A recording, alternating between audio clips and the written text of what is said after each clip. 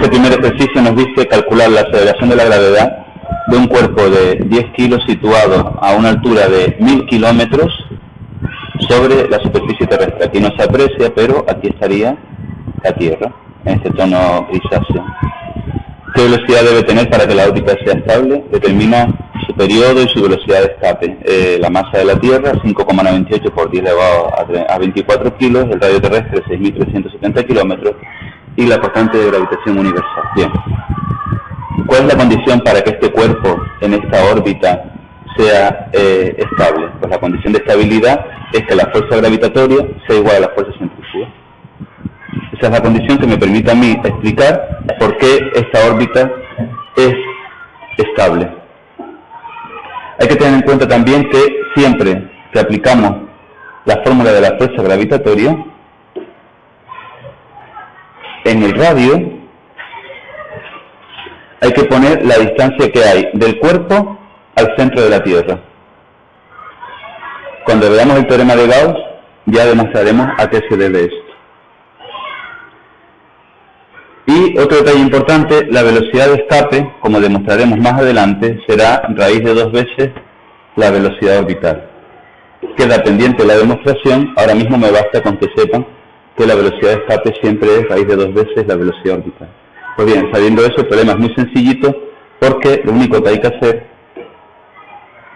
sería poner G, masa de la Tierra, por la masa del satélite entre R cuadrado igual a M, V sub 0 al cuadrado entre R. Después V sub 0 me queda G, masa de la Tierra entre R. Sustituyendo valores, resulta que ese satélite o ese cuerpo de masa de 10 kilos tiene que tener una velocidad de 7.357 metros por segundo. Recuerden que esto es una forma de explicar qué es lo que está pasando aquí para un sistema de referencia no inercial. Es decir, un sistema que está experimentando la aceleración. Pero si lo contásemos desde el punto de vista de la Tierra, si el observador estuviese en la Tierra, que sería en este caso un sistema de referencia inicial, lo cual no es cierto del todo, pero bueno, vamos a darlo por hecho, que es un sistema de referencia inicial, no ve la fuerza centrífuga, evidentemente, y dirá entonces que la fuerza gravitatoria es igual a masa por aceleración, es decir, segunda ley de Newton. Y en este caso dice, movimiento circular y uniforme, la única aceleración que hay es aceleración normal. Entonces, este observador que está en la Tierra dirá que masa de la Tierra, masa del cuerpo entre R cuadrado es igual a M V cuadrado entre R. Otra forma de explicar lo mismo.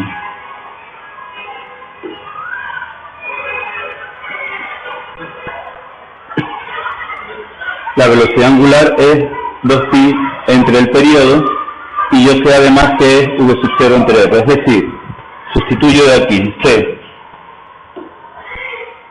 que V es W por R. Es la relación que en un movimiento circular existe entre la velocidad lineal y la velocidad angular. Por tanto, W es V entre R. Y yo sé que además W es 2pi entre el periodo.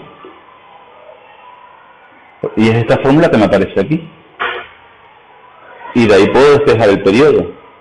Paso la R multiplicando, paso el periodo para acá multiplicando, paso V sub 0 dividiendo.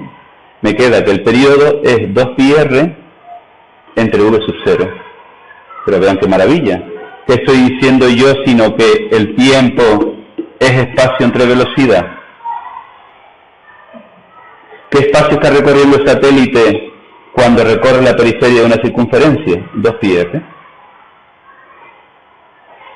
Otra forma de contar lo mismo, tiempo es igual a espacio entre velocidad. Vale, sustituyo y resulta que me queda que el periodo es 6.295 segundos, por tanto 1 hora 45 minutos tarda en dar una vuelta. Y la velocidad de escape, sabemos que la velocidad de escape es raíz de 2 veces la velocidad orbital y nos queda 10.400 metros por segundo. El segundo problema dice qué diferencia experimentará un hombre de 75 kilos si se pesa a nivel del mar o si lo hace a 6.500 metros de altura.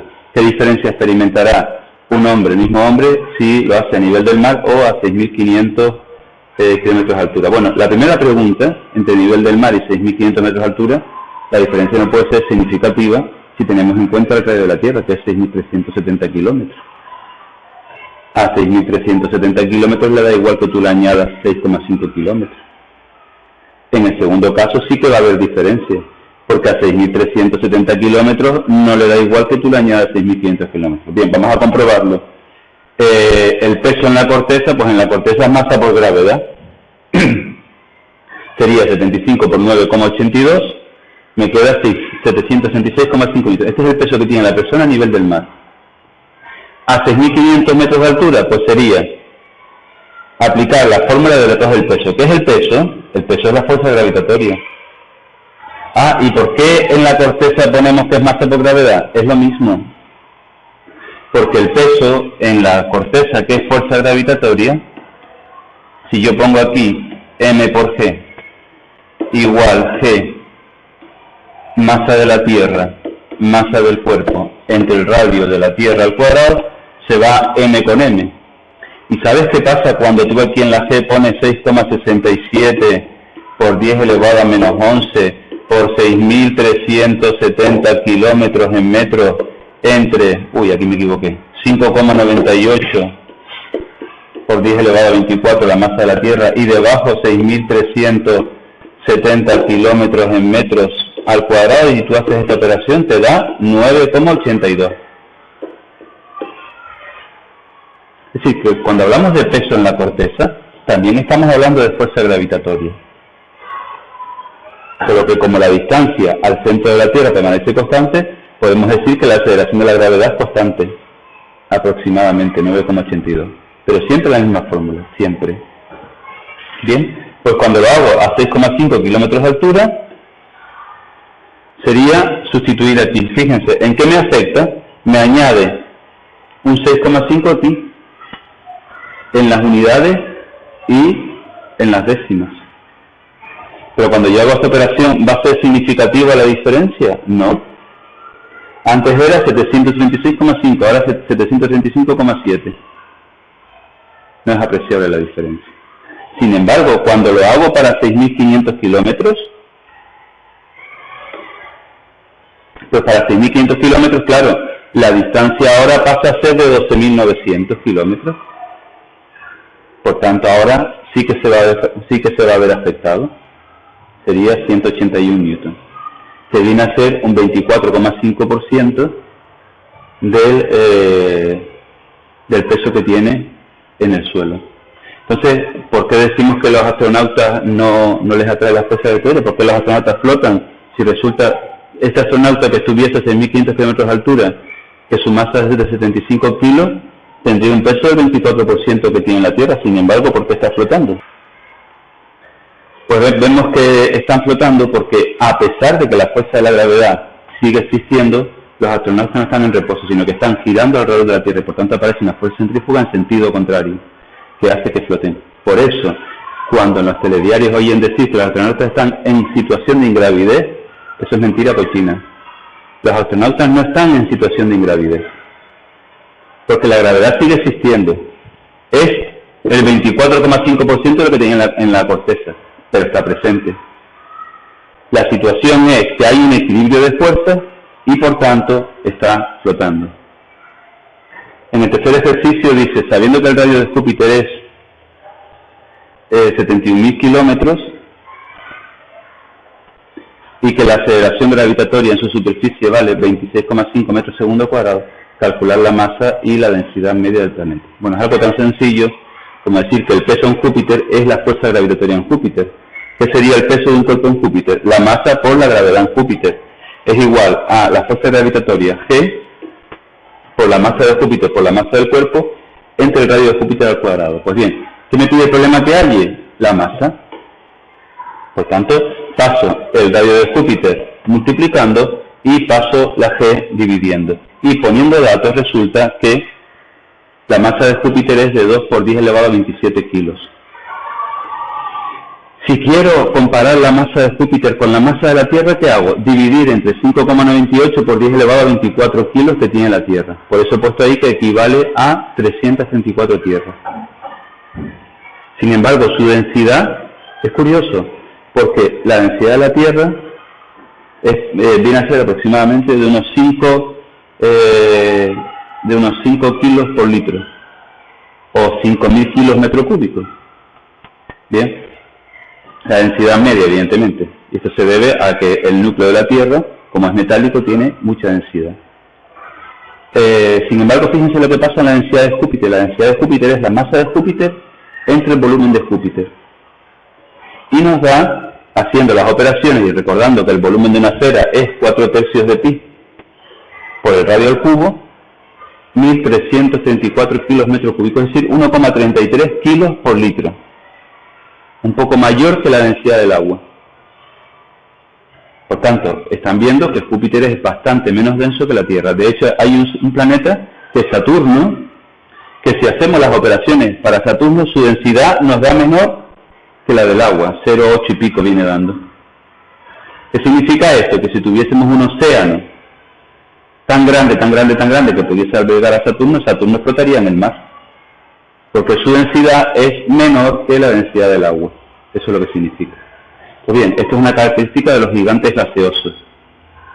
Son muy grandes, tienen mucha masa, sin embargo son muy poco densos. Eso explica por qué, a pesar de tener 334 veces la masa de la Tierra, sin embargo, si se fijan en su aceleración en la aceleración de la aceleración de la gravedad no llega a ser 3 veces la de la Tierra. Y es porque tiene muy poca densidad.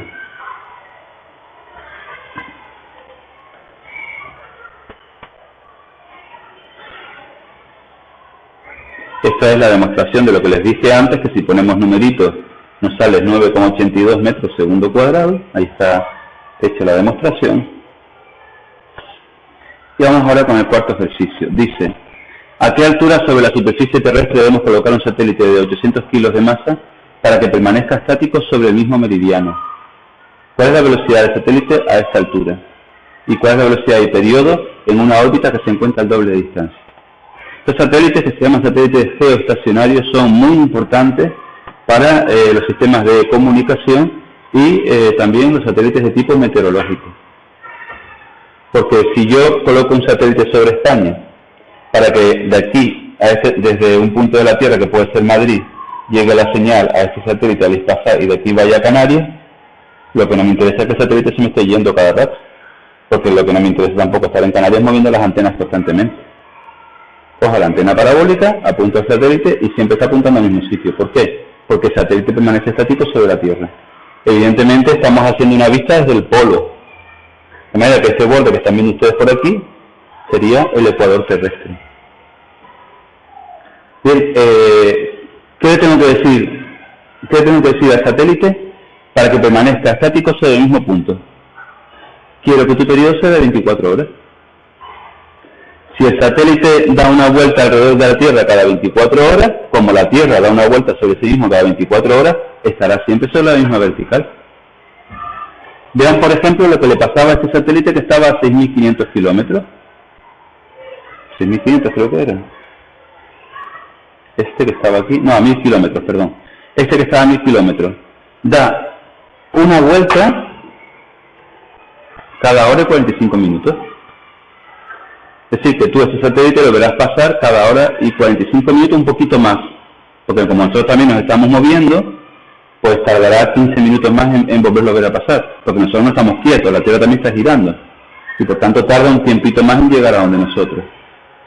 Bien.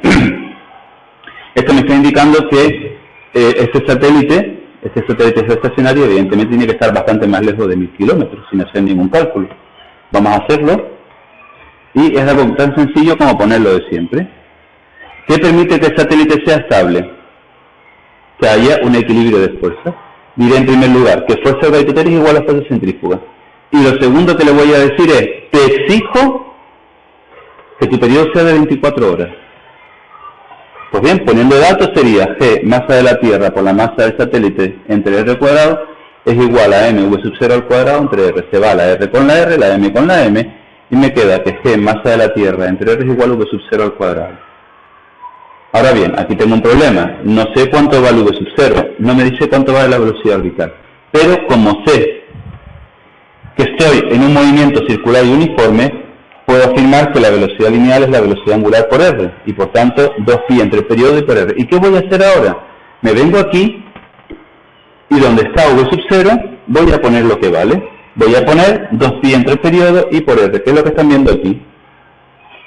Aquí. Por eso me queda 4pi al cuadrado entre el periodo al cuadrado y por R cuadrado. ¿Qué me pide el problema que halle? R. La distancia. Pues la tengo que despejar. Fíjense, esta R pasa a este lado multiplicando. Como hay una R cuadrado, aparece R al cubo. Periodo al cuadrado pasa a este lado multiplicando y 4pi cuadrado pasa dividiendo. Hago un inciso aquí para demostrarles una cosa. Si yo paso aquí el periodo al cuadrado dividiendo, R al cubo entre el periodo al cuadrado, me queda G, masa de la Tierra, entre 4pi al cuadrado. Es decir, constante. Porque la G es constante, la masa de la Tierra es constante y pi es constante. Y el 4, ¿para qué decir?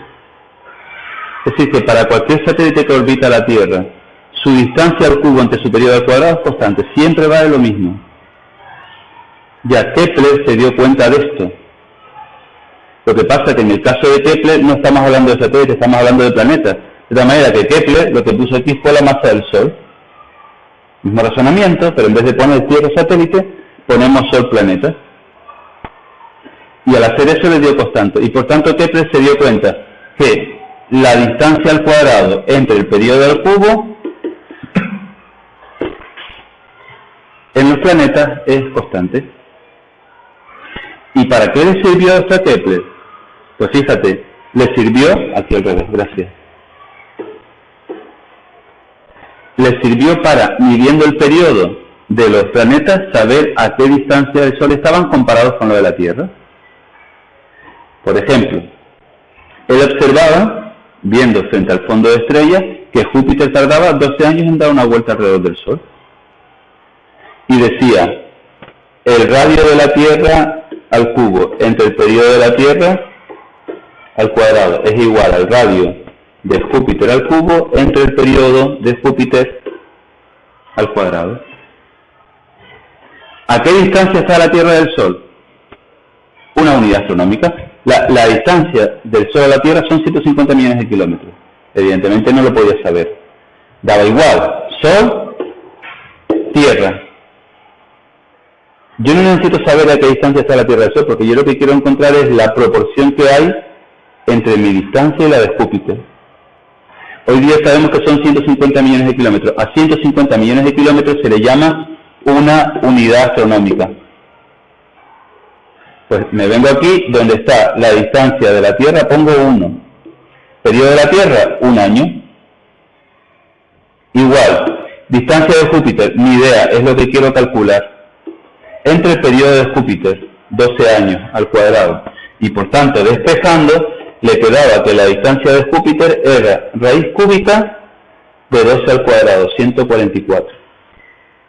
Y si haces eso, te viene quedando 5,5 veces la distancia de la Tierra, unidades astronómicas.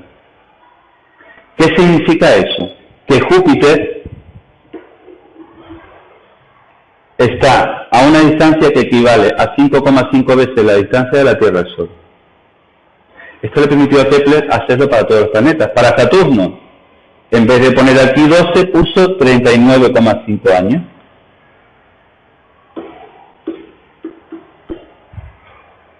Y le daba la relación de distancias que había de Saturno con la de la Tierra. Y Urano, Neptuno y Plutón no pudo porque se descubrieron más tarde, pero se puede hacer lo mismo. Hoy día, Plutón, que no está considerado un planeta enano, tiempo que tarda en dar una vuelta alrededor del Sol, 240 años. 240 años, hace lo mismo, aquí pone 240. Y le da que la distancia de Plutón al Sol es de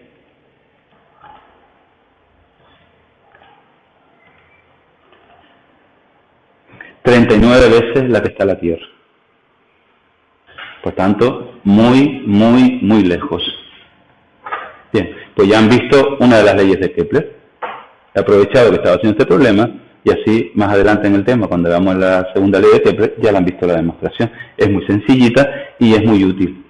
Por ejemplo, también permite, midiendo, sabiendo el tiempo que tarda, por ejemplo, el Halley, que tarda 76 años en dar una vuelta alrededor del Sol, con eso hallar la distancia a la que está el Sol, por término medio.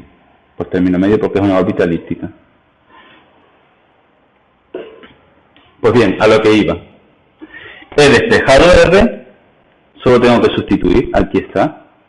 Y si sustituyo, me da 42.250 kilómetros. Pero cuidado, eso es R, distancia al centro de la Tierra.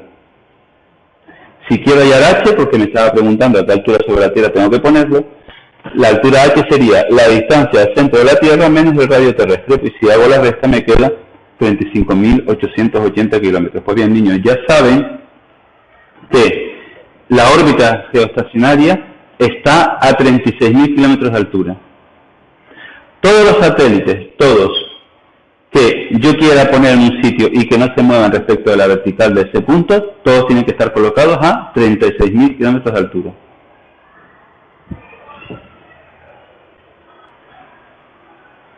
Dos cuerpos de masa M1, 10 elevado a 9 kilos, y 2 por 10 elevado a 9 kilos, se encuentran separados a una distancia de 120 metros. Nos piden que hallemos la fuerza con la que se atraen. Evidentemente, las fuerzas en la naturaleza aparecen por pares de acción y reacción, de manera que la fuerza que sobre 1 hace 2 es igual en módulo a la fuerza que sobre 2 hace 1, está en la misma dirección y en sentidos contrarios. Recuerden, siempre, las parejas de acción y reacción actúan en cuerpos distintos. Bien, entonces, por ejemplo, si yo quiero hallar F1,2, sería Gm1 por M2 entre R1,2 al cuadrado. Al poner los datos, me queda 9.264 newton. Por tanto, si lo quiero escribir en forma vectorial, sería 9.264 I. Fíjense qué pequeñita es la fuerza comparada con la masa de los cuerpos. Porque esto no puede parecer que es un montón de fuerza, pero no. Es muy poca. Una forma fácil de averiguar que es muy chiquitina sería calcular la aceleración. Calcula la aceleración. La aceleración que experimenta el cuerpo de 10 elevado a 9 kilos sería 9.200 entre 10 elevado a 9. Es decir, 9 por 10 elevado a menos 6 metros segundo cuadrado. Muy pequeña. Aquí se pone de manifiesto algo importante y que comentaba en la clase anterior, y es que hace falta objetos con una masa muy elevada. Fíjense, esto tiene mucha masa, sin embargo la fuerza con la que se atrae es muy chiquitina, para poner de manifiesto la fuerza gravitatoria, y se debe, como ya he comentado, a la constante de gravitación universal. Vale, no me voy a parar y comentar que evidentemente F2,1 será igual, pero en sentido contrario, menos 9.264 I. Fuerza que ejercen sobre un cuerpo de 10 kilos que se encuentra en el punto medio de la recta que les une. Bueno, esto es muy sencillito, porque si yo coloco un punto de masa M3 a 60 metros de cada uno de ellos, aquí estaría la fuerza que sobre 3 hace 1 y aquí está la fuerza que sobre 3 hace 2. Yo sé que esta fuerza es el doble de esta, porque esta masa es el doble de esta y están a igual distancia. Pues se trata de sustituir.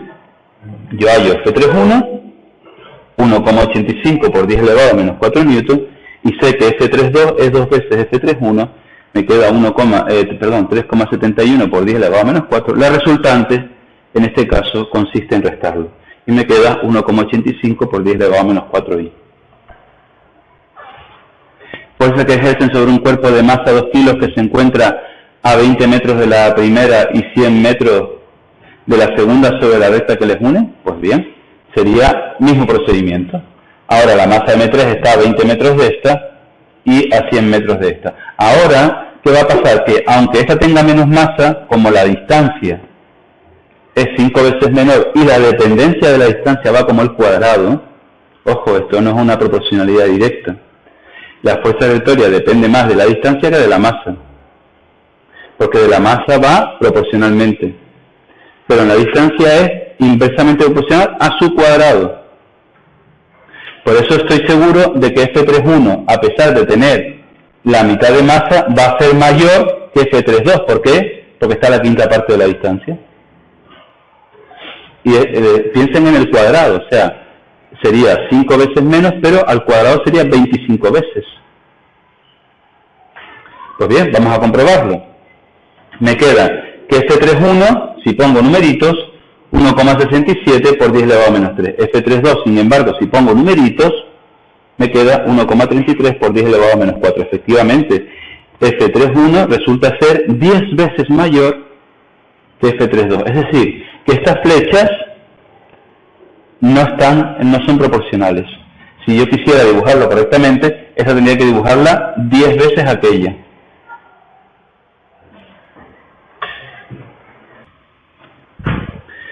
Fuerza, a ver, estamos por aquí, sí. Fuerza que ejercen sobre un cuerpo de masa 20 kilos que se encuentra en el punto B a 40 metros de la primera y 80 de la segunda sobre que los une. Más de lo mismo. Las fuerzas van en sentidos contrarios, se hallan y se restan. Ahí está hecho. Fuerza que ejerce sobre un cuerpo de masa 2 kilos que se encuentra a 160 metros de la primera y 40 metros de la segunda sobre la recta que les une. Más de lo mismo, pero en este caso las dos flechas van en el mismo sentido, por tanto se van a sumar. Y bueno, evidentemente la contribución de F31, que no la veo aquí ahora mismo, de F31, aquí está, va a ser chiquitina, aquí está efectivamente, comparado con la de F32. Las dos de por sí son pequeñas, pero es que F31 es 100 veces más pequeña, o casi 100 veces más pequeña, que F32, sí. ¿Por qué? Porque tiene menos masa y encima está bastante más lejos. Pues en ese caso se suman. Fíjense que al sumar va a ser casi despreciable, no va a variar mucho este resultado, aquí lo están viendo, ahí tenía 1,667 y ahora me queda 1,7. Viene a ser más o menos el mismo valor. Y finalmente me está preguntando, fuerza que ejercen sobre una masa de 2 kilos, más de lo mismo, en el otro lado, se suman, vale. Y quería llegar a este punto. ¿Dónde tengo que situar una partícula de masa m para que la fuerza sobre ella sea nula? Miren, ya hemos visto que a este lado las dos flechas se suman apuntando hacia allá. A este lado las dos flechas se suman apuntando hacia allá. Por tanto, no puede estar ni en esta región ni en esta región. ¿Dónde tiene que estar? En la región intermedia. Porque en la región intermedia las fuerzas van en sentidos contrarios, dentro de la misma dirección, en sentidos contrarios. ¿Qué le voy a exigir ahora? Le voy a decir, quiero que sean iguales, porque al decirle que sean iguales, estoy diciendo que permanezca en equilibrio, ¿vale? Se lo he dicho y me queda entonces que Gm1m3 entre x al cuadrado es igual a Gm2m3 entre 120 menos x al cuadrado. ¿Y por qué 120 menos x? Pues fácil, porque si esta distancia es 120, de aquí a aquí tengo x, de aquí a aquí es 120 menos x. Me queda, por tanto, paso 120 menos x al cuadrado entre x cuadrado es igual a m2 entre m1. La recomendación, no hagan el cuadrado, sino escriban todo el cociente como un cuadrado, pasen el cuadrado como la raíz, pasan la x multiplicando, me queda que 120 menos x igual a 1,414x, 120 es igual a 2,414x, luego la x, despejando, vale 49,7 metros. Si yo coloco una masa m a 49,7 metros de la primera de ellas, la fuerza sobre ella es 0.